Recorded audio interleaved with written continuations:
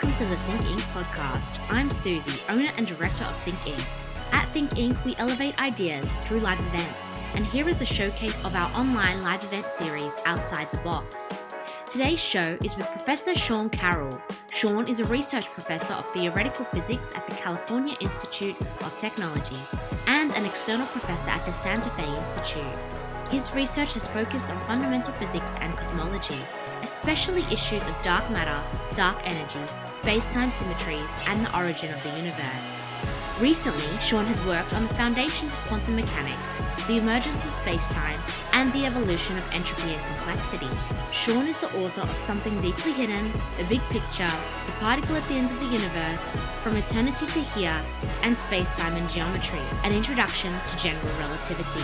He has been awarded prizes and fellowships by the National Science Foundation, NASA, the Sloan Foundation, the Packard Foundation, the American Physical Society, the American Institute of Physics, the Freedom from Religion Foundation, the Royal Society of London, and the Guggenheim Foundation.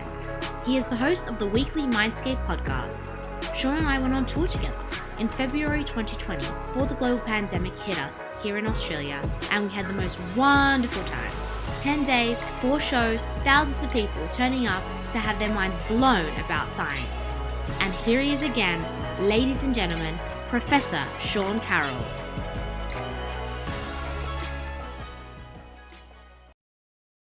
Hello, Think Inkers around the world. It's a great pleasure to be here.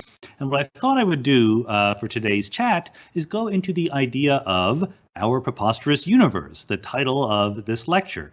Of course, I use this as a title for all sorts of things because it's a fun, catchy phrase, but I don't always explain why we're calling it Our Preposterous Universe. After all, it's the universe, right? How preposterous can it be?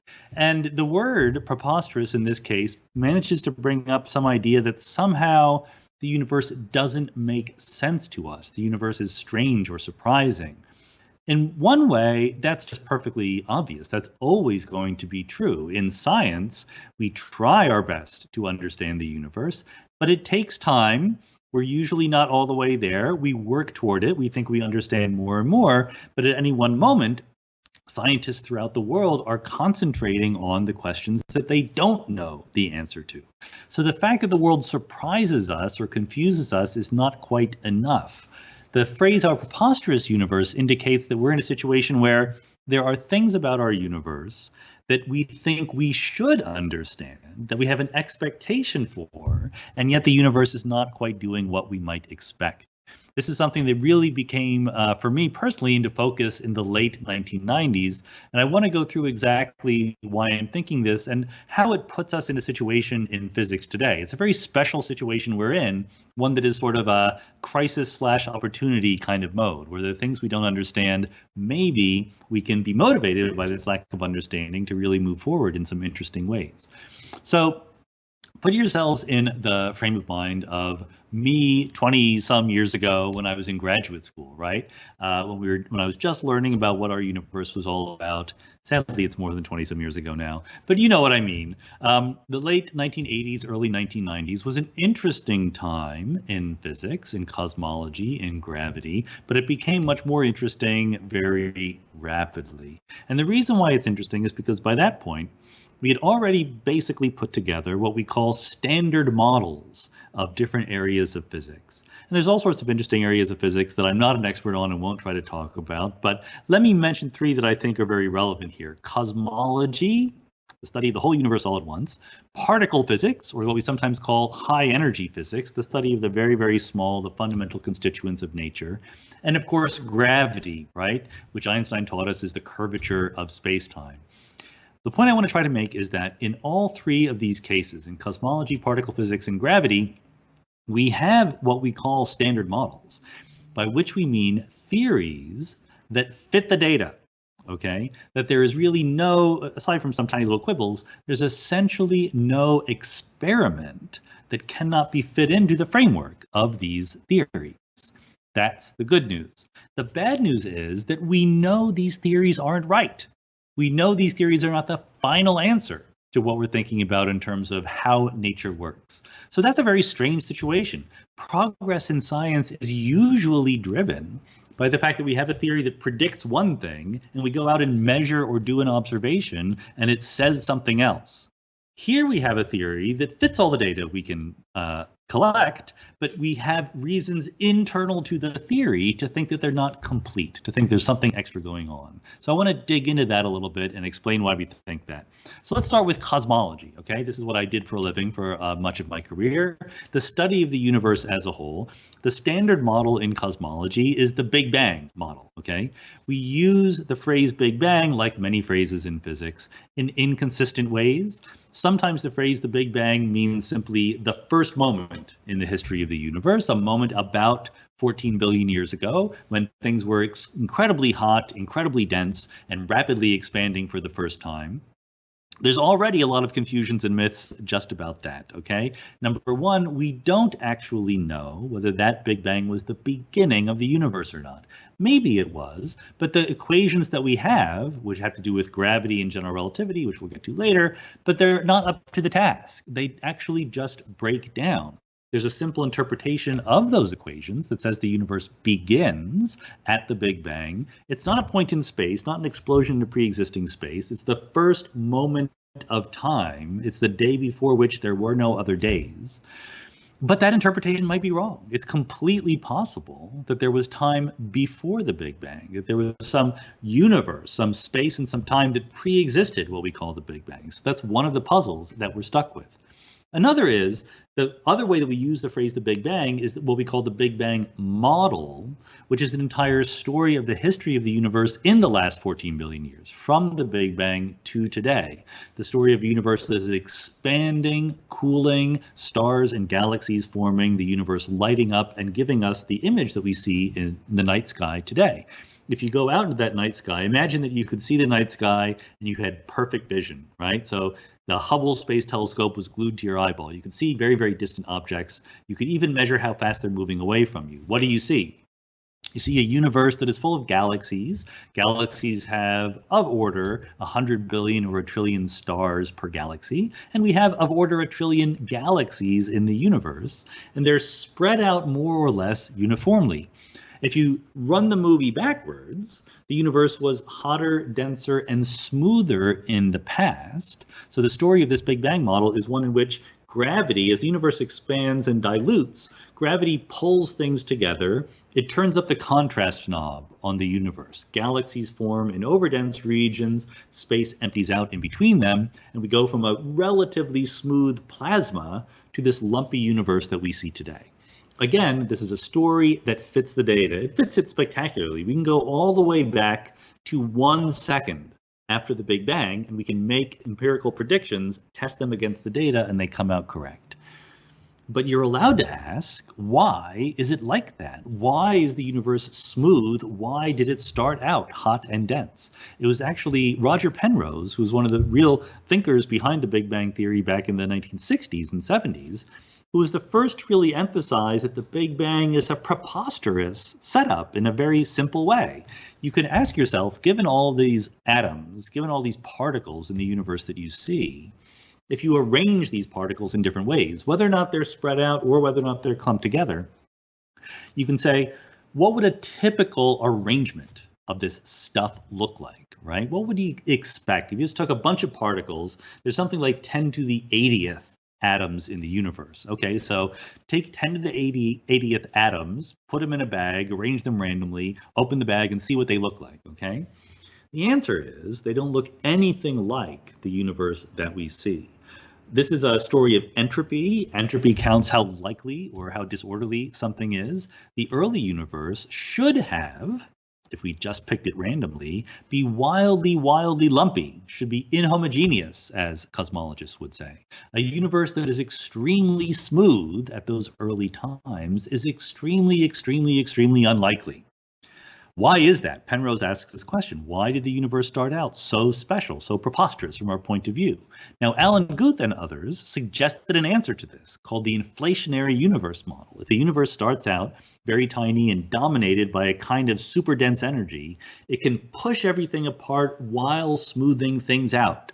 This is called the inflationary universe scenario or the inflationary paradigm, and it successfully explains why the universe is smooth today, but only at the cost of saying, let's imagine that the universe starts out very smooth and dense and dominated by this crazy kind of energy. And you can do the same calculation that Penrose did, but just plug in crazy amounts of energy that are very small and hot and dense. And it's even lower entropy than the universe we started with. In other words, it's even more finely tuned, special, non-generic. So inflation explains why our universe looks preposterous by saying, well, what if it started out looking even more preposterous? Then it would naturally grow into the universe that we see. So this is not quite sufficient. It's not that inflation is wrong. We don't know whether inflation is right or not, but it's not complete. The story itself undermines itself by not playing by its own rules. All that inflation was supposed to do was tell us why the universe looked natural, and it does so in a very unnatural way. So that's something we have to deal with. And then soon after I was in graduate school, I graduated. We were trying at the time, I was a theoretical physicist, but my friends, some of them were observers and experimenters. And the big task in cosmology was to figure out how much stuff there is in the universe. Like I said, you can see 1 trillion galaxies, that's no problem. But we've known for a long time that the things that we see in the universe are not all there is. There's this stuff called dark matter, this kind of matter that has a gravitational field, so you can tell that it's there. There's no question, in honest cosmology circles, there's no question that dark matter exists. You can have all sorts of different kinds of dark matter. There's a natural idea, well, maybe there's no dark matter, but you just modify gravity, which we'll get to again later. That doesn't work. You can modify gravity if you want, but we have multiple independent lines of evidence that there really is dark matter. Back in 1995, let's say, we were unsure of how much dark matter there was, but we were homing in on the idea that there was not enough. We had an expectation. This theory called inflation predicted a certain total amount of stuff in the universe. And when you took the stuff that we saw, the visible matter, and the stuff that we inferred from its gravity, the dark matter, it added up to about 30% of the universe that was predicted by inflation. This bugged people. It seemed preposterous. Now, we had on the table a way of resolving this problem. You could say that what you see, what you measure by gravity, the ordinary matter, the visible matter, and also the dark matter that collects in galaxies and clusters, maybe that's not all there is, because maybe there's stuff in addition to matter.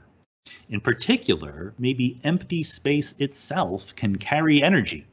This is an idea that goes back to Einstein. He called it the cosmological constant. Basically, in every little cubic centimeter of space, if you empty it out so that it's completely empty, there can still be energy there. You would not have detected it by looking inside galaxies and clusters, because it's literally everywhere, spread evenly throughout the universe. There is a problem, though. When the universe expands, ordinary matter and dark matter dilute away. They become less and less dense because the same number of particles is spread out over a larger and larger volume, okay? Whereas if empty space has energy, that doesn't dilute away. The amount of energy in every cubic centimeter of empty space is just a constant number. So in any region of space that's expanding, the energy in particles, the energy in matter, dark matter and ordinary matter, stays the same, but the energy in dark energy, which is what we now call it, the energy in the energy of empty space itself, goes up because it's the same amount per cubic centimeter, and you get more and more cubic centimeters in a region of the universe. That's fine. That's completely okay. Nothing wrong with that. That fits the equations, fits our expectations. The puzzle is this. The amount of dark energy, the amount of energy in every cubic centimeter of space, isn't fixed by any principle that we've ever heard of in physics. It's just a number. It's a number that we don't have any expectation for. Indeed, if you try to make an expectation for it, you predict that it's way, way bigger than what we observe. This is something called the cosmological constant problem. Why is the energy in empty space so much smaller than what we expect? But then there's another problem. If you think that 30% of the universe is matter, dark matter and ordinary matter, and 70% would be dark energy, then these two numbers are changing rapidly with respect to each other, right? Because the amount of dark energy is growing to beat the band as the universe expands, whereas the amount of ordinary energy is not. So if today these numbers are 2 or 3 times different from each other, in the past, the amount of ordinary matter was hugely bigger than the amount of dark energy. Whereas in the future, the amount of dark energy will be hugely bigger than the amount of matter. Why are we born today, right in the time when the universe is interesting and the balance between ordinary matter, and dark energy is approximately equal, roughly speaking? That's what gave birth to this phrase, our preposterous universe. Not that you can't fit the data. You can just say there's this much energy in empty space. You fit the data just fine. But why? It's not at all what we would expect. It seems to say that we live in a special time in the history of the universe. And that is an idea that cosmologists have learned the hard way to try to avoid, try to not make ourselves special in the universe in any way. Okay, that's what we have for cosmology, and those are lingering problems. I mentioned my graduate student friends because one of the people who discovered the fact that there is dark energy is that the fact that the universe is accelerating, which gives us evidence for dark energy, was Brian Schmidt. He was my office mate in graduate school. I made a bet with him that I said we would figure out how much stuff there was in the universe, and he said we would not figure it out 20 years later. Then he went and figured it out, for which he won the Nobel Prize. Brian Schmidt shared the Nobel Prize with Adam Rees and Saul Perlmutter for their 1998 discovery that the universe is accelerating, and Brian is now the Vice Chancellor of Australian National University there down under. So hi, Brian, if you're watching this. Meanwhile, there's particle physics, right? Particle physics underwent this series of revolutions. I mean, basically since the 19-teens, when we started discovering radioactivity and elementary particles, every decade, things just changed amazingly, right? And the 1960s in particular were a time when there was this triumph of what we call quantum field theory. The idea that the elementary constituents of nature are not little tiny particles, really. They appear like particles when we look at them, but what they really are fields pervading all of space. When you see a little track in a particle detector that looks like a particle, what quantum field theory is saying is really what you're seeing is a vibration in a quantum field, and that vibration looks particle-like to you because of the magic of quantum mechanics. This paradigm gained acceptance in the 1960s, and in the 1970s, we used it to build up what we very imaginatively call the standard model of particle physics, okay? Standard model of particle physics is the most boring name for the most impressive scientific edifice perhaps ever constructed by human beings. We have theories like quantum mechanics, general relativity, statistical mechanics, etc. They're all very nice, very beautiful. What's interesting about the standard model of particle physics is that it's not beautiful. It's a mess. There's all sorts of different particles and fields going around. It's kind of a Rube Goldberg machine. But all of these different pieces play together in such a way as to fit an enormous variety of data. So we have the forces of nature, right? We have electromagnetism, the strong nuclear force, the weak nuclear force. And then we have the kinds of matter particles like electrons and muons, quarks. We have the particles that carry the forces like gluons and photons, the W and Z bosons. And then in the background of everything, we have the Higgs field, which gives mass to electrons and muons and quarks and so forth. And the Higgs field has an interesting place because those other particles we already knew about by the 70s. The Higgs field was posited in the 1960s. And by the 1970s, by the end of the 1970s, I would say, the idea that there was a Higgs field fit the data so well that everybody believed it. But we didn't actually discover it until the year 2012 with the Large Hadron Collider in Geneva. It took an enormous expenditure of effort and ingenuity to actually find that particle. But here's the thing. This was a wonderful, wonderful discovery in 2012 when we finally found the Higgs boson, putting the finishing touches on the standard model of particle physics. There's two interesting things about that fact in particular. One is we all expected it, like I just said. Even though we didn't discover the Higgs boson directly until 2012, everyone, all the major particle physicists by the 1970s thought it was there. In the 1960s and early on in the 1970s, there were a series of experimental discoveries that were quite surprising. You know, the structure of what happens inside protons and neutrons, the number of different families of particles, stuff like that, different symmetries being violated. The 60s and 70s really surprised us in terms of experimental findings in particle physics. But like I said, By the end of the 70s, we had the standard model put into place. We hadn't discovered it all, but we knew what it was. We knew what the predictions were. We predicted what we call the W boson, the Z boson, the top quark, the tau neutrino, the Higgs boson. None of these had been discovered by the late 1970s. But since then, 80s, 90s, 2000s, 2010s, we found all of them. What we've not done in that time is any experiment that gave us a result that surprised us. The standard model of particle physics was put into place in the 1970s, and all we've been able to do, despite our best efforts, is confirm that it's right. That is weird and bizarre and preposterous. That's almost too good. The standard model shouldn't be that good. It was put together in the 70s. If you have a car from the 70s, you're very, very lucky if it still runs. But here's this incredibly intricate mathematical machinery describing the fundamental forces of nature that works better than ever. That's a little bit puzzling. Here's the other puzzle, that Higgs boson that we have, right? Exactly like the dark energy, exactly like the energy of empty space, you can guess how massive the Higgs boson should be. You can ask yourself, in the context of quantum field theory, you can say, well, if I didn't know any better, what would I expect? Just like you have expectations for what the early universe should be like, expectations for the vacuum energy, you have expectation for the Higgs as well. The answer is that the Higgs boson should be way more massive than it actually is, something like a quadrillion times as massive as it actually is. There's this huge difference between the ultra-high energy scales that we have in gravity and other forces of nature and the energy scale we see in the Higgs boson, or more generally in what we call the weak interactions, which the Higgs bosons participate in. This is called the hierarchy problem. The hierarchy problem is, why is there such a big difference between the mass of the Higgs, which is relatively low, and the ultra-high energy scales of particle physics? It's not what you would expect. But, particle physicists don't just sit around and complain about it. They try to solve it. So people suggested a whole bunch of possible solutions to the hierarchy problem. And guess what? They all, more or less, every one of them, all the most promising ones anyway, predicted that the Large Hadron Collider would find the Higgs boson, but also find a whole bunch of other particles.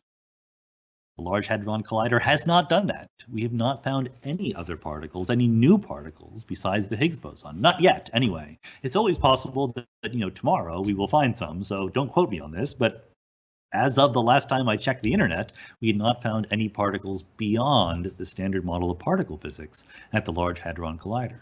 And partly you just say, well, that's too bad, it's unfortunate, but it's worse than that. We really had what we thought were good principled reasons to say that a natural, sensible, non-preposterous theory would predict other new particles at the LHC, and they're not there. Something is going on. What is it? I'm not sure. But let me bring up the third standard model we have, which is gravity, okay? This is our best standard model in some sense because it's the first. It came before the standard cosmological model or the standard model of particle physics. It came from Albert Einstein in 1915. We celebrated the 100th anniversary of general relativity just a little while ago. General relativity is Einstein's idea that space-time, the four-dimensional world in which we live, is not a static, fixed background. It has a life of its own. It's dynamical. It can be warped and curved and bent. And you and I experience those warpings and bendings as the force of gravity. Einstein says that what gravity is the curvature of space-time. And he doesn't just make that poetic assertion. He gives you an equation, which we call Einstein's equation, which tells you exactly how space-time curves in response to matter and energy, okay? It's a beautiful theory. Einstein, he wrote down his equation again in 1915. From that equation, you can predict that there should be something called black holes, that there should be something called gravitational waves, that the black holes should spiral into each other and give off gravitational waves, and we should be able to detect them here on Earth, which we finally just did just a couple years ago at the LIGO Observatory. There's a couple of LIGO observatories, the LIGO Gravitational Wave Observatory. So almost over 100 years pass in between Einstein writing down the equation and us once again showing that this incredibly super high precision prediction of that equation turns out to be true. It's an amazing testimony to the power both of the human mind to come up with the equation, but also of physics. You know, Einstein didn't know about black holes. He didn't know about gravitational waves. He was working on the basis of general principles, and he was able to construct a theory that predicted them. Everything that we've done in astrophysics and cosmology is completely compatible with general relativity, as far as we can tell. That's what makes it a good standard model. Again, zero evidence that the general relativity is not correct as far as experiments are concerned. At the same time, we know general relativity is not correct. At least it's not the final answer. There are puzzles in general relativity. One I already mentioned, right? The Big Bang. General relativity predicts infinitely large amounts of energy and curvature of space-time at the Big Bang. The equations themselves break down. You want to try to do better. We don't know how. But more fundamentally, we know that at the deepest levels, the universe obeys the rules of quantum mechanics, right? The universe is not classical. And as different as relativity is from Newtonian physics, it's still in the same spirit. Both special relativity and general relativity live within the paradigm, the framework of classical Newtonian mechanics. Quantum mechanics is something altogether different. Quantum mechanics says that you cannot make predictions with absolute accuracy for the observational outcomes of your experiments. It says that objects do not have exact locations or speeds through the universe, and so forth. All of the other forces of nature, the strong nuclear force, the weak nuclear force, the Higgs boson, electromagnetism, all of these things fit in perfectly well into the quantum mechanical framework. General relativity does not. General relativity does not yet have a perfectly good quantum mechanical theory for which it is the classical limit or the classical approximation. And we've known this for a long time, okay? We've known that general relativity was not really fitting in well with the quantum framework, but it's very hard to actually make progress because there's no experiments we can do. If you think about it, the natural kind of experiment you would want to do to reconcile gravity with quantum mechanics is to have an object which was large enough to create a noticeable gravitational field and small enough to behave quantum mechanically. But to make a big gravitational field, you need something that is at least kilograms to measure its gravitational field, whereas to behave quantum mechanically, you want something the size of an atom or something like that. There is a fundamental discrepancy there. So we're not able to do experiments that teach us how to quantize gravity. What we can do are thought experiments, and that we're really good at. You know, the theoretical physics community is really good at imagining thought experiments. So here's a thought experiment. Take a black hole. A black hole is just so much matter and energy has squeezed into a tiny region of space that gravity has become so strong, light itself cannot escape. So the black hole is that region of space from which light itself cannot escape. Stephen Hawking, who again back in the 60s and 70s, he was friends and collaborators with Roger Penrose. They helped us understand black holes. And Hawking did a brilliant thing. He said, okay, we don't know the quantum mechanical theory of gravity, but what we can do is take a situation in general relativity like a black hole and do quantum mechanics on top of it. In other words, we can imagine the behavior of quantum particles and fields, photons, electrons, neutrinos, and so forth, in the background of a black hole. And what he discovered, to everyone's surprise, circa 1974, was that black holes aren't completely black. They give off radiation. The quantum mechanical evolution of a black hole is not just to sit there, but to gradually evaporate, to disappear. You make a black hole, and it will give off light and matter and energy, and that decreases the energy in the black hole, which therefore shrinks. If you let that happen all the way, then eventually the black hole completely disappears. Here's the problem that raises. This is an awesome thing. Like, you know, it's great triumph. We haven't, again, observed it directly. It's outside our experimental reach right now, but we have every reason to believe that that basic story is correct. And so, but it brings up a thought experiment puzzle. And, you know, I like to say that Hawking's real legacy is not this discovery that black holes evaporate, but the puzzles that that discovery raises for us. The puzzle is this. Take a book, take my books, take something deeply hidden, throw it into a black hole, okay? If you take a book and you destroy it, if you throw it in the water, you burn it or something like that, according to the laws of physics, even though in practice, the information that was in that book is now lost to you. If you burn a book, you can't read it anymore. In principle, if you collected every particle, every photon of light, every little speck of dust from that book, in principle, you could reconstruct what was in the book. Whereas according to Hawking's calculation, if you throw a book into a black hole and let it evaporate, even in principle, the information that was in that book is now gone, has been destroyed by the process of black holes evaporating. And this is something that makes no sense. This is, again, preposterous land. This is something where we don't have experimental evidence that it's wrong, but many of the most cherished principles that physicists like to believe in, conservation of information over time, seem to be violated by this. So this is the closest that we have to an experimental clue about the behavior of quantum gravity, because many physicists, myself included, think that somehow the information does get out of the black hole. We don't know how. We have some ideas. We have some clever ideas, but we're not sure how. So that's the situation we're in. We have a situation in cosmology where we have a standard model, the Big Bang theory that fits all the data. We have a situation in, but we don't know why the conditions near the Big Bang were what they were, nor why the dark energy has the amount it does. We have a situation in particle physics where, again, the standard model fits all the data, but only at the cost of this weirdly unnatural thing, the value of the mass of the Higgs boson. We don't know how to explain that. We thought there would be more particles at the Large Hadron Collider, and there were not. It seems kind of barren. It seems like a desert.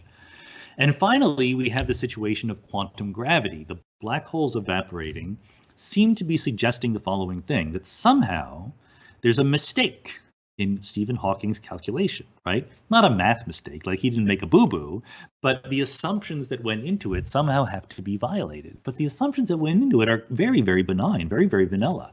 I already told you that quantum field theory is our best way of thinking about the fundamental laws of nature, and that's basically all that Hawking imagined. That's all that he used, gravity plus quantum field theory. So the suggestion from this is that quantum field theory, despite it being our best theory of nature and able to fit the data, is somehow not right. Somehow, the way to reconcile gravity with quantum mechanics is to move beyond the paradigm of quantum field theory. And maybe that doesn't sound too terrible to you. I mean, quantum field theory sounds like some esoteric technical thing. Probably there's a million different alternatives to it. But really, when you get right down to it, quantum field theory is just the instantiation of the idea that things happen independently at individual locations in space. In other words, when I poke the universe right here, the disturbance that I create ripples out at the speed of light, but from point to point. It ripples out only at the speed of light, not faster. I do not poke the universe here and have suddenly everything change all over the place. If that were to happen, it would be a breakdown of locality. And quantum field theory is the quintessence of locality. It is just the way of taking locality and relativity and putting them into the quantum mechanical framework. So my suggestion, my guess, we're at the end of my time, so I can make crazy guesses, and you can't prove me wrong. You're allowed to ask me about them. The reason why I'm putting all these together, and the reason why I'm telling you about this, is that there's at least a chance that all of these puzzles are related. Right? When we have this situation where there are theories that fit the data well, but we know they're not right, and there's more than one of them. If there's just one of them, we'd be kind of stuck. But if there's multiple theories, maybe there's an idea that solves them all. Now, it would be very nice of me to tell you what that idea is, and I'm not going to do that because I don't know what it is. I have ideas, and I'm not the only one. I'm not even the most important one. There are those of us in the community that have ideas that somehow space is overrated. Space, by which I mean space, this three-dimensional space in which we live, right? Space-time, you could say, if you want to be more 20th century about it. Space-time is overrated. What I mean by that is when we take every other part of the standard model of particle physics, electromagnetism, the strong force, the weak force, the electrons, the quarks, etc., we start with a field that has a basically classical way of being described, and then we quantize it. We apply a set of rules that turn it into a quantum mechanical theory. This is the procedure that has failed for gravity. We have a classical theory, we have general relativity, When we try to apply the rules of quantization to it, they fail. We get the wrong theory. So the idea is maybe we're starting with the wrong starting point. Maybe the quantum theory of gravity is not something we will ever achieve by starting with Einstein's general relativity and quote unquote quantizing it. Maybe we have to start with quantum mechanics itself. In other words, maybe the way to get the unified field theory of everything, I should remove the word field from that, the unified theory of everything is not to quantize gravity at all, but to find gravity within quantum mechanics, to start from a purely quantum mechanical description, not a classical description that we then quantize, but start from the essence of quantum mechanics and show how space-time and the Big Bang and the Higgs boson and electrons and quarks and so forth emerge out of that. Now, it's really easy to say that. It's very hard to do it. Some of us have started this project, and you know what? It will probably fail. I got to be very, very honest with you, because I'm not trying to hype up some crazy speculative idea. What I'm trying to do is give you a flavor of what we're doing in theoretical physics right now. This idea will probably fail because almost every idea will probably fail. That's the nature of the beast. We don't know the right answer yet. We're stuck with this weird situation where we fit the data, but we know we're not right. So we're in a situation where all we can do is speculate about how to go beyond what we currently understand. And it's easy to speculate. It's hard to hit the target. We're playing a game of darts in a room where all the lights are off, where we don't know where the target is. So we hope eventually to hit it, but we're not going to know until we actually do it. So my advice is, there's a lot of people out there now, professionals, amateurs, insiders, and outsiders, trying to understand the fundamental laws of physics. We're not going to do it tomorrow. We're not going to do it in a simple way. It's going to require a lot of work, require a lot of smart people working together. It's going to be gradual, and it will be surprising. It will not be something that's easy to write down. It'll be something where maybe 100 years from now we'll go, yeah, that's obvious. We should have thought of that all along. But at the moment someone actually says it, they're going to be like, no, that's crazy talk. That's preposterous. And that's the trick. That is the progress we want to make. We want to go from an idea and a universe which seems preposterous to ideas and the universe that makes perfect sense to us. Let's hope it happens. Thank you very much. Let's talk to Alan and get some questions in here. The Q&A with Professor Alan Duffy. Wow, okay. So you covered just a couple of topics there, Sean. I'm really pleased I hadn't been briefed at all on any of those. Good. Let's start with the most important question. What was actually the bet? What was the stake that you had with Brian Schmidt? Well, this was a bet we had when we were both graduate students, okay? We were poor. And as soon as someone says, I was a graduate student, you should presume that poverty follows from that. So we wanted to bet, but we didn't have very high stakes. So what we did is we found a very nice bottle of vintage port, like a small size bottle, not even the full size bottle. And we purchased it with our meager salaries, and we asked one of our senior professors to hide it in his office for the next 20 years. And then we guaranteed, we promised, we wrote down a little contract, 20 years from now, whether or not we would know how much stuff there was in the universe. And then this professor, John Hookra, would act as the referee. But by the time it actually happened, everyone knew that I had won the bet. So it wasn't much refereeing to be done. Okay. Wonderful. Now, you've mentioned at the start the Big Bang and that hot, dense state, a singularity, if you will. You've also introduced black holes, and of course, famously or infamously containing a singularity within. It's very tempting to draw a connection between the two, and indeed, another great prediction or thought experiment of Hawking was that these could indeed be one and the same, and that perhaps in black holes we have big bangs. And is that an idea that still resonates? Is that still could it be conceivable that we find ourselves actually in a black hole, or does something like inflation just forever destroy that idea? Well, I think that it's pretty safe to say, despite the temptation, we do not live in a black hole. That's the very short answer to that. And in fact, I can explain why that's the right way to think about it. A black hole is a region of space with the property that if you go in, you can never come out again, okay? That's what we know. And why can you never go out? Well, once you're inside the black hole, you age into the future until you hit the singularity. The singularity is in your future, and you leave it and you can never come back.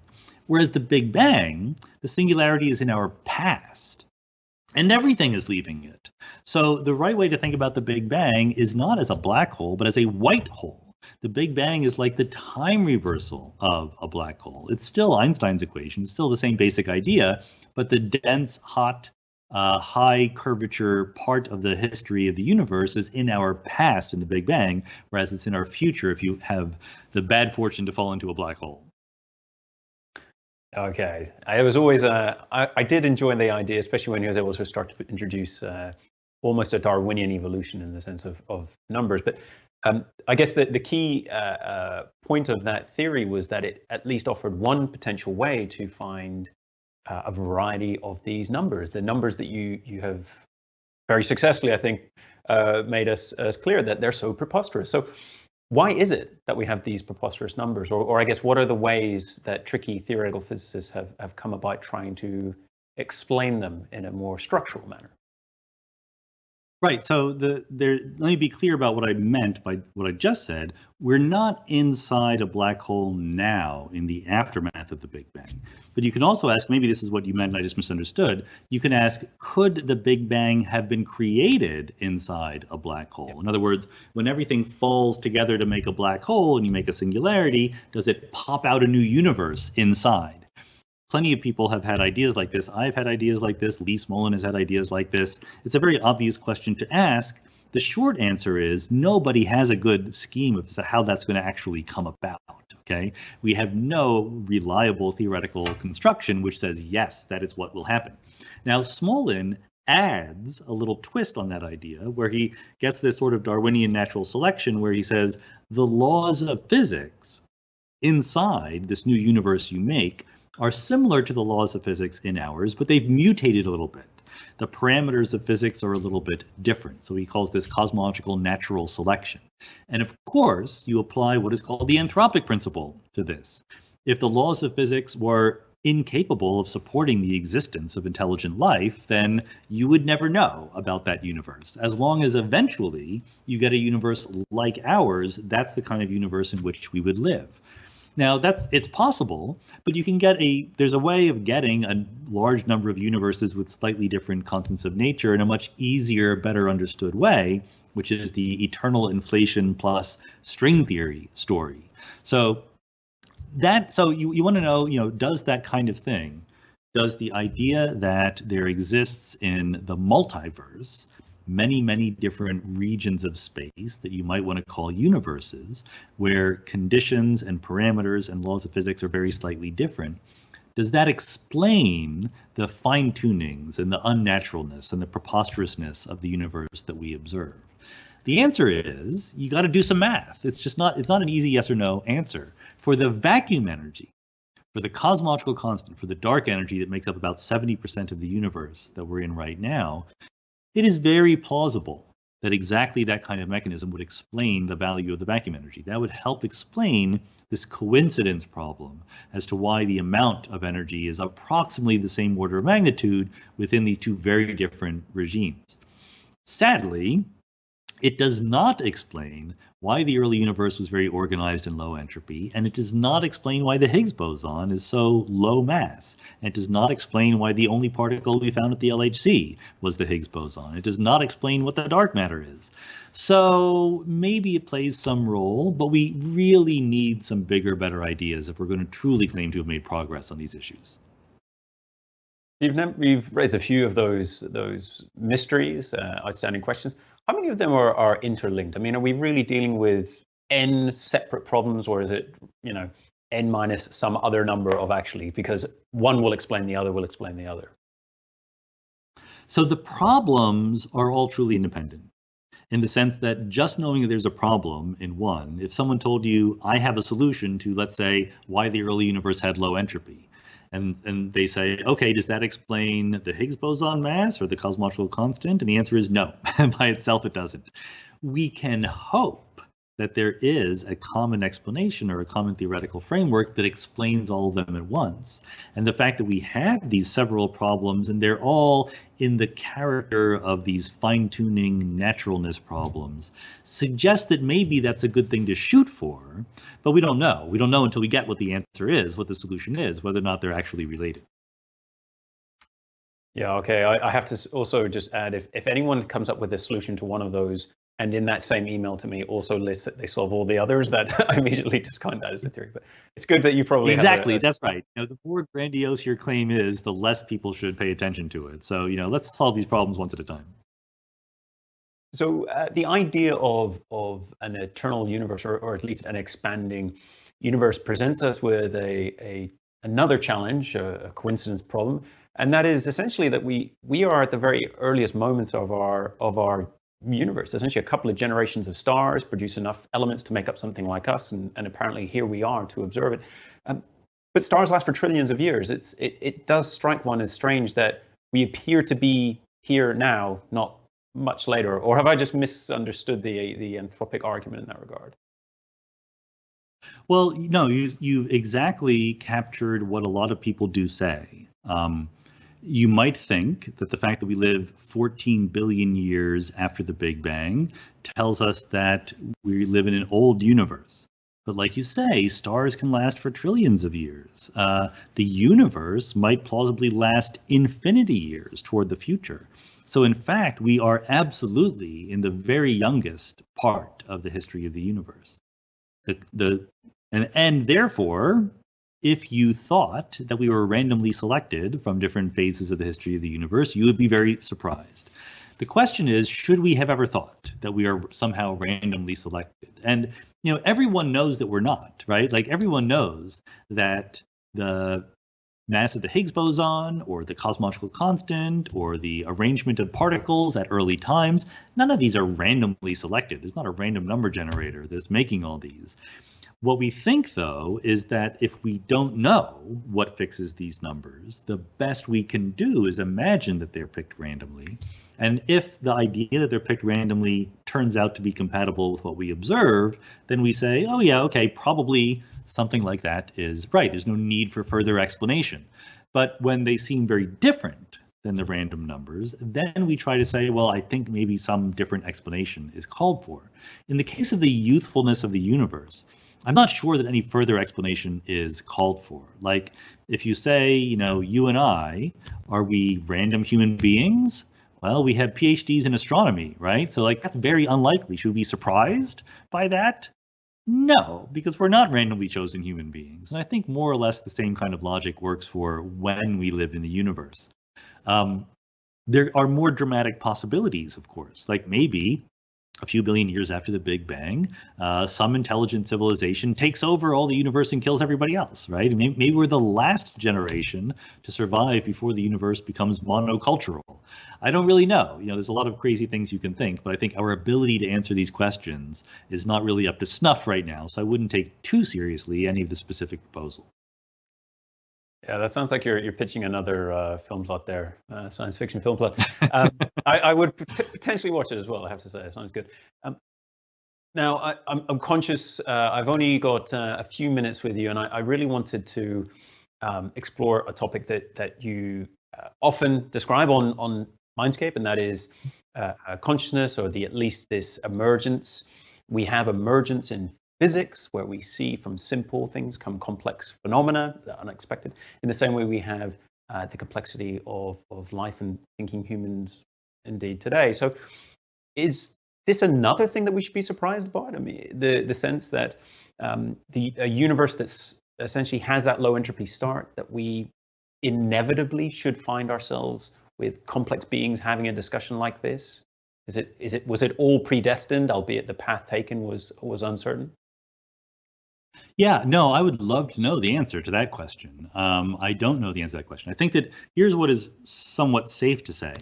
In order for what you and I think of as intelligent life forms to come into existence, you need two things. One thing is you need this journey from the low entropy past to the high entropy future. That deviation from equilibrium at early times and the relaxation back to it seems to be absolutely crucial for what you and I call life and intelligence and consciousness and all of those things. But there's a second thing that you need. You need that the laws of physics allow for complex structures to come into existence. It's easy to imagine laws of physics that wouldn't seem to allow for any such thing. Imagine that you had a universe where the only particles were photons. It's a very simple universe. Let's say you have gravity too. Gravity and photons, that's all you have. Photons can't come together to form complex structures as far as we know, and we think we know pretty well that they can't do that. So it's not that hard to imagine alternatives to our current physical laws. Maybe even alternatives to our current physical laws that are pretty darn close to our current physical laws. Like if neutrons were a little bit lighter than protons, instead of a little bit heavier than protons, then the world would be nothing but neutrons. There wouldn't be atoms, and these atoms would not come together to form molecules and chemistry and DNA and so forth. So there is a school of thought out there that says if you take the laws of physics that we know about and tweak them a little bit, the possibility of complex life goes away. That complex life is very, very fragile, and it requires very finely tuned conditions. I don't know if that's true or not. It's very difficult for us to judge that because we are so parochial. We are so embedded in the life we actually see, in the laws of physics we actually see, that it's very hard for us to imagine it being otherwise. And therefore we leap to the conclusion that it couldn't be otherwise, that if there were not atoms as we know them, there would not be life. I don't know if that's true. I think that complex structures can probably arise under a wide variety of circumstances, but I have no idea what that variety is, how to characterize it. I think that's full employment for future generations of scientists. There's obviously the temptation to imagine anywhere that you have some kind of entropy gradient, that mechanisms will arise to take advantage of that flow from low to high entropy, and inevitably that spawns reproduction and Darwinian evolution takes over and the story writes itself. But as you know, that's well, if not speculative, certainly a fruitful realm for employment for future PhD students. That's right. I'm actually going to start Audience with Q&A. Suzanne Heaton's, who has this tickles me. Why do we use speed of light when it's more like speed of causality? Yeah, because light came first. So it's completely historical. This is an excellent question because the point of the question is we have this speed limit built into the universe, which we call the speed of light. It happens to be the speed at which light moves. So it's not wrong to call it the speed of light, in particular the speed of light in vacuum. In air or water or glass, light moves more slowly than that. But the point is that it's more fundamental than just the speed of light. It's also the speed of gravitons, the speed of gravity, for example. And most importantly, it's just the cosmic speed limit. Particles that are not light or gravity, particles that are massive, can move more slowly than the speed of light, but never more rapidly. So influences, again, if I poke the universe right now, the influence from that poking, as far as we know, cannot travel faster than the speed of light. So the fact that it's the speed of causality, the speed of influence propagating through the universe, is indeed the important fact. But historically, before anyone was thinking that way, they were thinking about light, right? In the 1850s, 60s, 70s, Faraday and Maxwell and so forth were able to show that by combining the equations for electric fields and magnetic fields and charged particles, they could figure out what light was, namely that it was a wave in the electromagnetic field and that it traveled at a speed that they could calculate, which is called the speed of light. It was only much later, through Einstein and Poincaré and Minkowski and people like that, that we figured out that the speed of light was this speed of causality. And it is very, very often the case in science that once a name is chosen, the name sticks, even though it's not the best name you could imagine. Absolutely. Stuart Ralston has asked, why is the speed of light about 300 million meters per second? What determines that speed? Yeah, the speed of light is 1, as I'm sure you know perfectly well, Alan. It is 1 light year per year. I hate those units. So 1 light second per second. The question, so the point is that given that the speed of light is the speed limit, is built into the fabric of space-time, The question is not why is the speed of light 300 million meters per second. The question is why do we use meters and seconds? The speed of light is the speed of light. It's sort of something that supersedes notions of units or anything like that. The reason why we use meters per second is because you're approximately a meter or two tall, and if someone says, move your hand, it takes you about a second to move it, right? These are very human length and time scales. And if you want to dig into it, the interesting thing is that a meter is a very short amount of distance, cosmically speaking, and a second is a long period of time. Light moves much more than 1 meter in a second. It moves 300 million meters, right? So the physics question is, why is there this imbalance between the way we measure space and the way we measure time so that the speed of light looks so big to us? And the answer is, in the world in which we live, we're all slowpokes. We all move very slowly compared to the speed of light. Our natural reactions, the way that we think about the world, the speed of our cars and so forth, none of this is anywhere close to the speed of light. So to a very good approximation, we travel through time by a lot whenever we travel through space by a little. All right, nice. Jonathan Gunnell has asked that he's read that photons experience neither time nor distance. Is that true? And if so, how can they have wavelength? Good. So there's a whole bunch of things going on in that very short question. One thing is, it's a little bit illegitimate to talk about photons and wavelengths. I know everyone does it. I do it. But wavelengths belong to waves, and photons are particles, right? And the relationship is you have a quantum mechanical electromagnetic wave that exists, and when you observe it, the quantum mechanics kicks in and you see particles. But the thing that is traveling through space is not really a particle, it's a vibration in a wave. That's one fact. The other fact is, guess what? Photons don't experience anything. They're elementary particles. Photons do not have rich inner lives, okay? So there's a technical fact that we translate into loose natural language. The technical fact is that there is a way of measuring distances in space-time and intervals. So intervals of time, distances in space. And the way that works out in space-time is that the curve along which a photon travels has 0 space-time interval, okay? So if you could talk about it experiencing time, it would experience 0 time. And when you say to a physicist a photon experiences 0 time, they know what you mean, okay? But it's not like there's a conscious photon and it just experiences the whole universe all at the same time. It's just not like that. It's just that, the photon moves from our perspective, but there's no such thing as a clock carried by a photon. That clock would not move. It would not actually be any different from one moment to another. There's the idea that as you go faster, your time ticks more slowly relative to an observer at rest. And so I think that's where the experiential question comes in, because we can imagine ourselves traveling off to Alpha Centauri with great speed, and the journey feels like it was only a few days if we were able to go fast enough, right? Yeah, I try to be careful about this. I don't always succeed. I do not like to talk about clocks or time flowing at different rates, because from your perspective, on that journey to Alpha Centauri, every time you look at your clock, it's ticking at 1 second per second. Okay? Right. The time that you feel never feels like it's speeding up or slowing down. As you said correctly, when you compare it somehow to what is observed by someone who is moving in a different way through the universe, they can have experienced a different amount of time. And the rule is that the people who stay behind and don't move experience the most time between any two events. So it's almost irresistible to say that time slows down when you move close to the speed of light. But you know that Einstein taught you there's no such thing in any absolute sense as moving close to the speed of light. All speeds are created equal in relativity.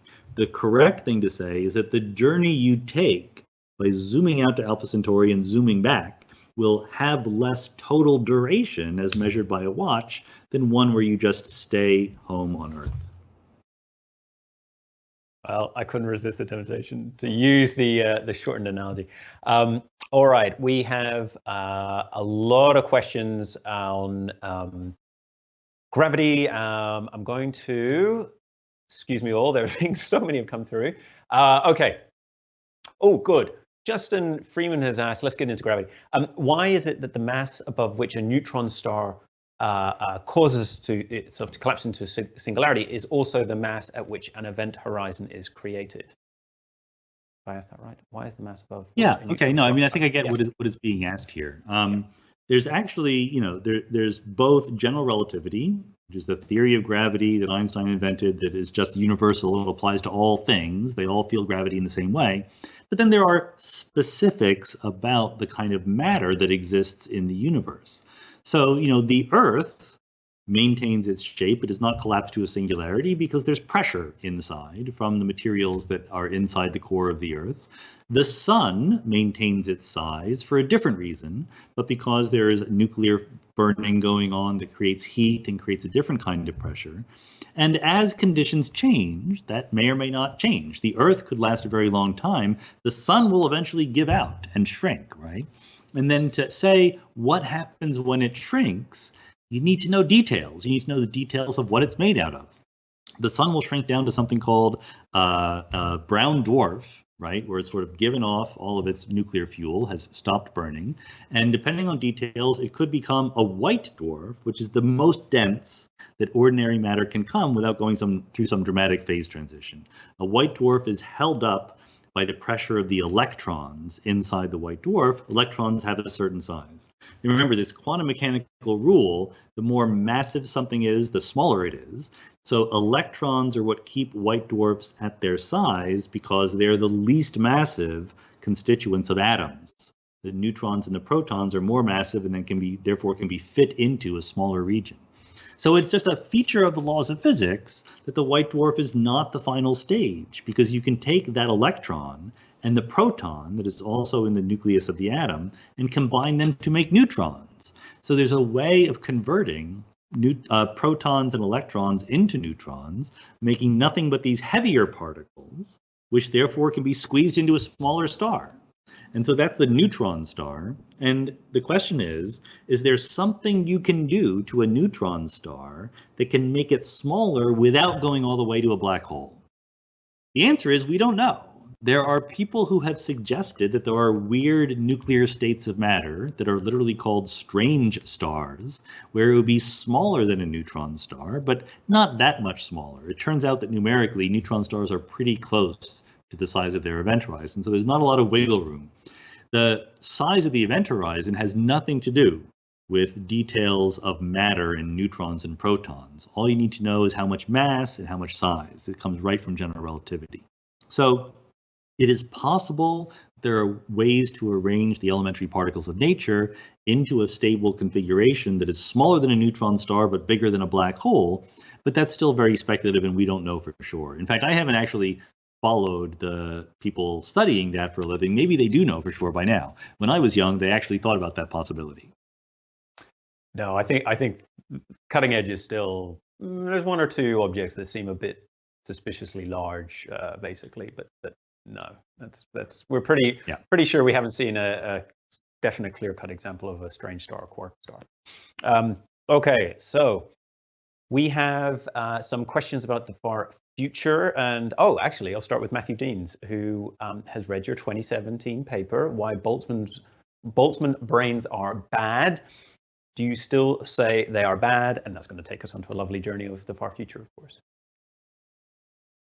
Yes, I still think that they're bad. I am less, as they say in that paper, I already had the opinion on that paper that Boltzmann brains appear less frequently than you might worry about. But when they do appear, they're bad. So for those of you out there who don't read all of my papers, a Boltzmann brain is the idea that if you have some fluctuating collection of matter, so the standard thought experiment example is just a box of gas with a bunch of molecules bumping into each other, but a box of gas that is really, really, really big.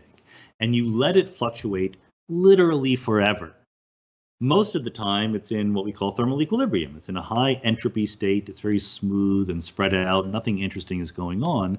But just through the magic of random fluctuations, it will occasionally take on interesting shapes. They are individually unlikely, but what that means is it's unlikely they appear at any one moment, but you have an infinite number of moments to wait. So eventually they will all appear. And it includes, in the set of things that appear, a brain or a whole person, or for that matter, if the box is big enough, a solar system or a galaxy. So we think that people like you and I evolved more or less respectably over the course of 14 billion years since the Big Bang, with entropy going up the whole way. But it's possible to imagine life forms that simply fluctuate into existence from a high entropy state into just a single brain, just a brain that is alive enough to look around and go, ha, thermal equilibrium, and then it dies, okay? And if you imagined that things like that happened, remember, if the universe is eternal, they can happen infinitely often, and there'd be infinitely more of them than there are of us. So that would be bad for these anthropic principle reasons that we worried about before. So I absolutely think that would be bad, and we can go into details about how bad it would be or whether you can wriggle out of it. But the point is, what I no longer think is that the universe is like a box of gas. I no longer think that, and I already had changed my mind again by 2017, but I used to think that if you wait long enough, the universe empties out. But because of this dark energy, because of this cosmological constant, there will always be some slow churning of the quantum mechanical fields in the universe that can be thought of as random fluctuations. I think that was a mistake. I think I've changed my mind about that. I think it's better to think of the universe as evolving toward some quantum mechanical state where everything is just static, everything is just quiescent. So an eternal box of gas would really have a Boltzmann brain problem, but I actually don't think that the quantum mechanical universe is very much like an eternal box of gas. Yeah, so that actually takes us to a question from Paul Hess, which you have partly answered now. But if the universe eventually expands to infinity, wouldn't that just be flat nothingness? So information would not be conserved; it would just all be gone. So, but he's also partly answered, I think, the Boltzmann brain argument as well.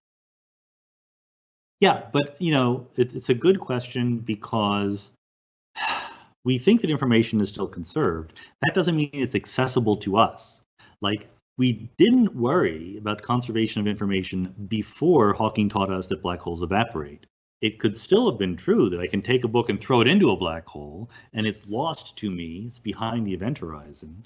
But we didn't worry about that because we didn't think that the information was destroyed. It was just taken from me, okay? It was stolen, it was hidden, it was inaccessible. Cosmologically, the same thing can happen. Cosmologically, we have a horizon around us. We're in the middle of a horizon rather than outside. Things that move far enough away from us can be lost to us forever, cosmologically. And in that case, the information that is accessible to us is not conserved, but we never really thought that it should be. So that's not really a big worry. All right. Okay.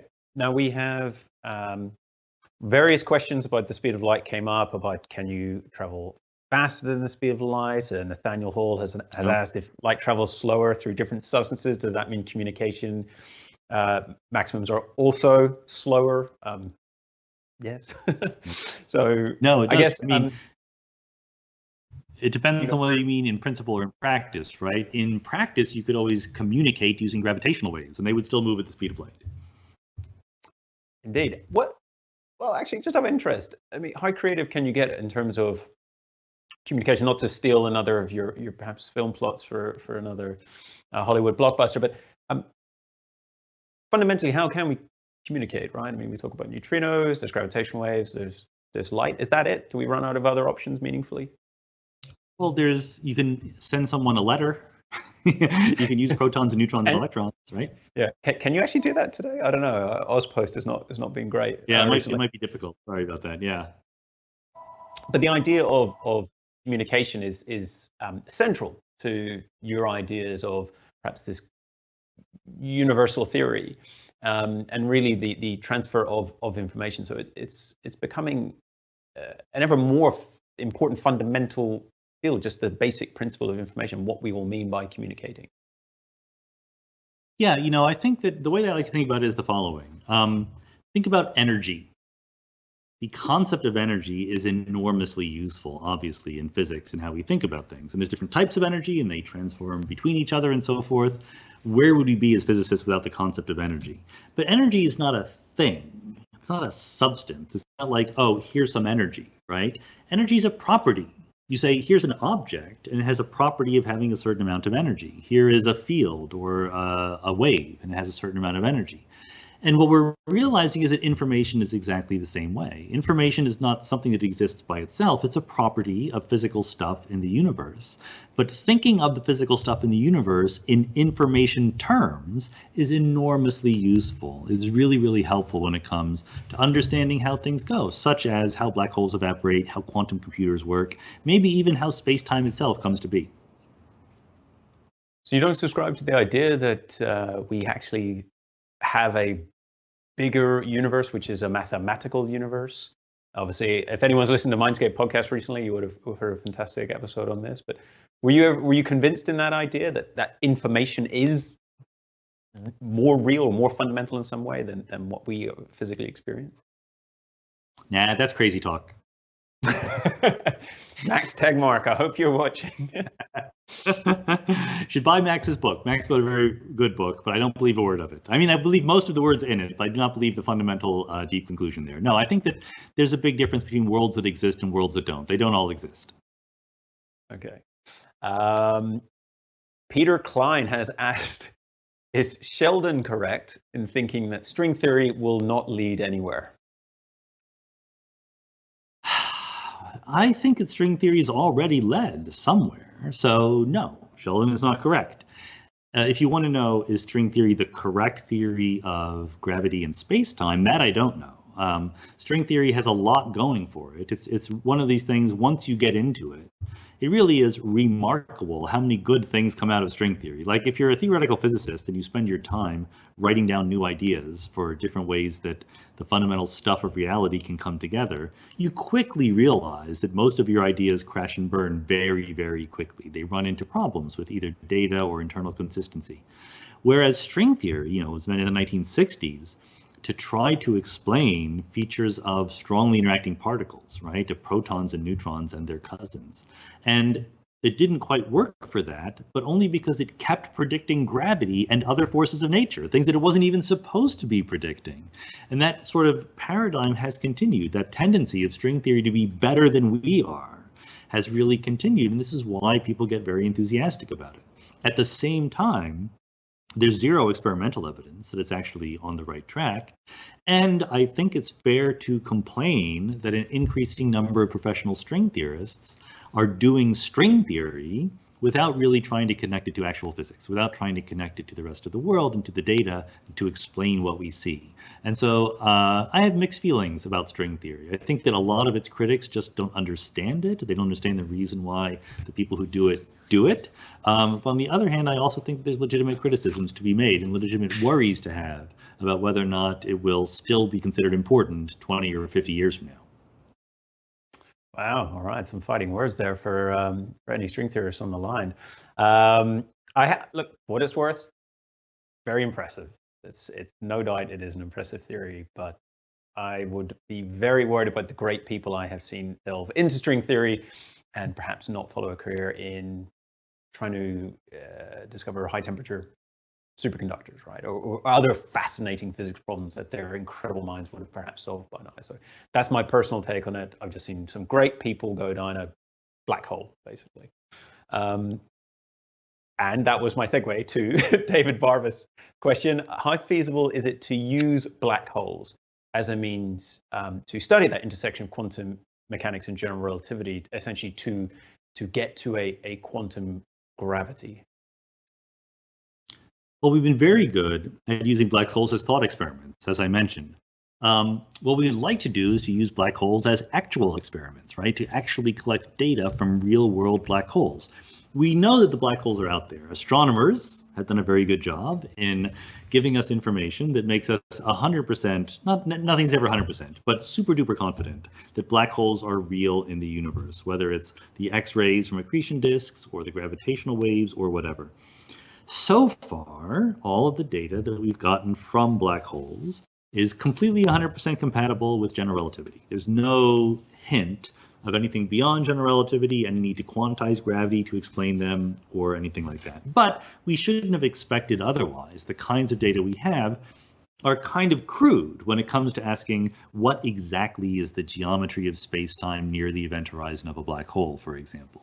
What we would like to do, what we hope to do, is to improve the precision of that data. And we have a bunch of experiments coming online to do it. Very famously, there's the Event Horizon Telescope, which took that famous orange circle picture that is actually a picture of a black hole. It's a big fuzzy blob. You don't get a lot of details from it, but it gives you the hint that maybe details are out there to be gotten if we raise our game a little bit there. And likewise, the gravitational wave community has, collected data that convinces us that black holes are there and spiraling together. But there are huge improvements that could be made. If we put a gravitational wave observatory in space, we will, in principle, be able to map out the space-time geometry near a black hole to incredible precision. And then we might actually learn something about quantum gravity. Maybe not. In fact, probably if you wanted to bet at even money, you should say probably not, because classical general relativity still probably works. But we could. It's a non-trivial chance. It's certainly better than any chance we have of just doing good old tabletop experiments here on Earth. All right. Look, I think those ideas of the ring down phase, right? So you get the collision of the black holes. I'm a part of the Center of Excellence for Gravitational Wave Discovery, OSGRAV. We get very excited about that bit of the the collision, because you have a chance to reveal perhaps something you didn't predict from GR. Spoiler so far, no, it looks like GR, but we live in hope, right? New detectors all the time. Justin O'Brien has asked, okay, I can see this opening up a black hole. We have 10 minutes. Are we any closer to being able to test the falsifiability of any quantum theories, or maybe let's just spend a few minutes, indulge one of your favorite topics, and indeed the subject of the book just across my shoulder, quantum mechanics. Just essentially, where are we at with the fundamental understanding of quantum mechanics? Sure. Quantum mechanics, a fun thing to think about. I wrote a book about it. I encourage everyone to read. My favorite theory of quantum mechanics is the many worlds interpretation of quantum mechanics. And the crucial thing here, all we need for this particular question, is the fact that many worlds is not a theory that you invent by saying, well, what if there's a bunch of worlds, okay? It's a theory you invent by saying there's a quantum mechanical wave function that describes quantum systems, and that wave function evolves according to an equation, the Schrödinger equation. And that's it. Every other version of quantum mechanics either says, in addition to the wave function, there's other stuff, or they say, in addition to the Schrödinger equation, there's other ways the wave function can evolve. So you want to falsify this theory. It's the simplest thing in the world. Just find evidence for either other variables other than the wave function, or evidence for evolution of quantum systems that violates the Schrödinger equation. And guess what? Experiments are being done to do exactly this. So the many worlds interpretation of quantum mechanics is the most falsifiable theory ever invented, and we're trying to falsify it right now. My prediction is it will not be falsified because it is not false. All right. Okay, Justin, there you go. The idea of the many worlds paradigm, it is a more extraordinary outcome, let's just put it that way, of as you say, a very simple interpretation of quantum mechanics, the most conservative interpretation. Very quickly, these multiple worlds, do they exist? Where are they? What does it feel like when a many world is actually created? Yeah, we don't know how many there are. They're coming into existence all the time. Basically, again, the many worlds theory is extremely quantitative and precise about what happens. Namely, systems obey the Schrödinger equation. So you can solve that equation for whatever initial conditions you want. And what happens is when a small quantum system that is in what we call a superposition of different possibilities, like an electron, rather than just spinning clockwise or counterclockwise, can be in a superposition of doing both at once, until that electron becomes entangled with the rest of the world. Entanglement is this crucial feature of quantum mechanics where the state of one part of the world can be entangled, can be interacting and associated with, correlated with the state of another part of the world.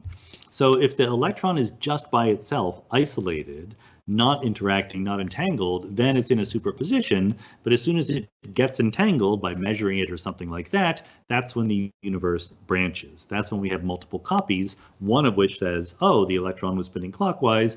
In the other one, the electron was spinning counterclockwise. So this is happening all the time.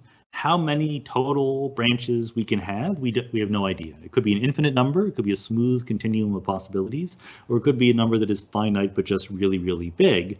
What we cannot do is go visit. They're not located next door, they're not located anywhere, because what does it mean to be located somewhere? It means that there is something called space, and you have a position, a location in space. But space exists within the worlds, within the different branches of the wave function. The branches do not exist within space. Space is much less important than the wave function of the universe. All right, that was a little teaser for anyone out there, a little taster of this, something deeply hidden. As I said, this book on my shoulder. Okay, in a real intellectual workout, we're going to jump back because we keep getting questions. So Eliza Pacciano has asked back to that idea that a black hole in one universe is a white hole in another, right? Or if that's what we had as our Big Bang, for example.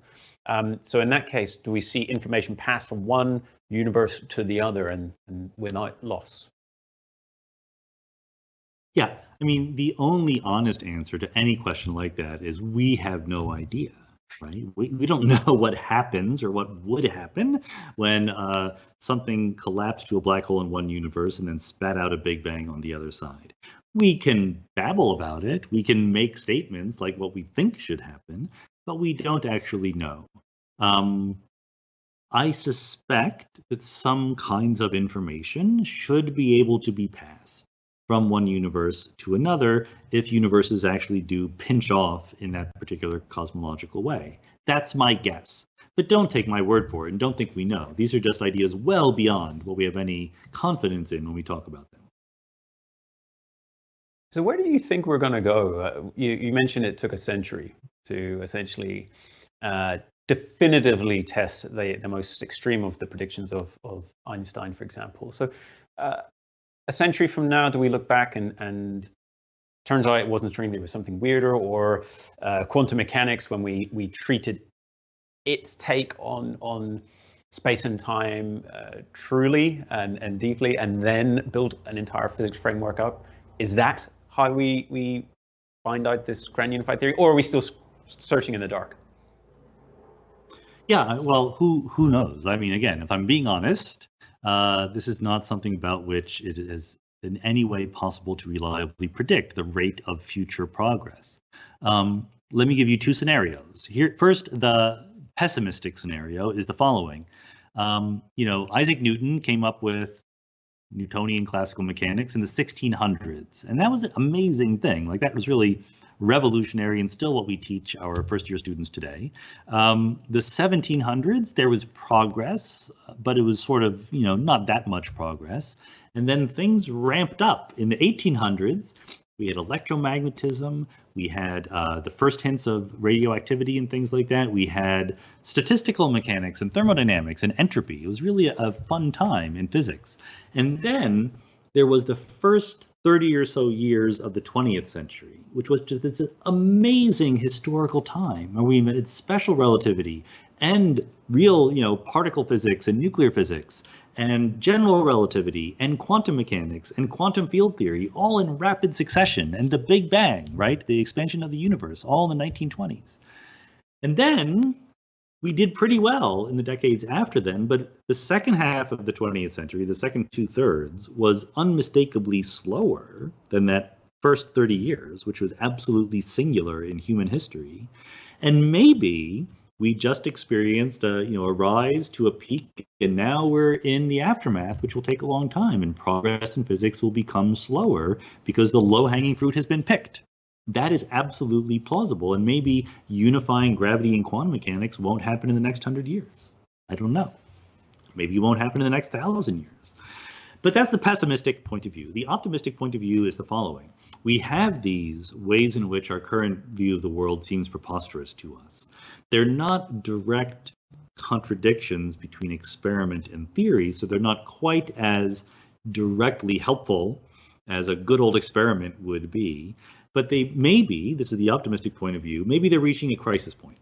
Maybe it's the point now where we've exhausted the easy ideas, the easy suggestions to how to fix these things, and we have to think more deeply. And maybe an increasing number of people will begin to think more deeply, to think about the foundations of quantum mechanics, the nature of space-time at a fundamental level, the principles of locality and the ways in which it's violated. And maybe 5 or 10 years from now, this will all be put together in some brilliant new structure. And we realize, oh my goodness, like everything we thought about quantum mechanics and gravity and field theory is just an approximation to some much deeper and more beautiful structure that solves all of our problems.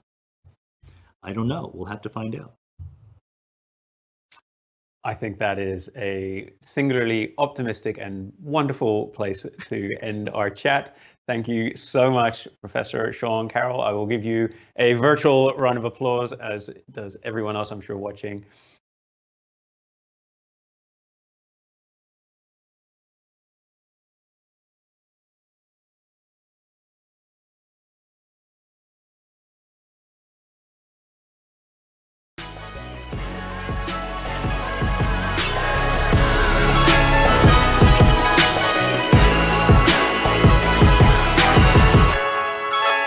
Thank you so much for tuning in to this episode of the Think Inc. podcast. For more, head to thinkinc.org for the full showcase of what we have on offer.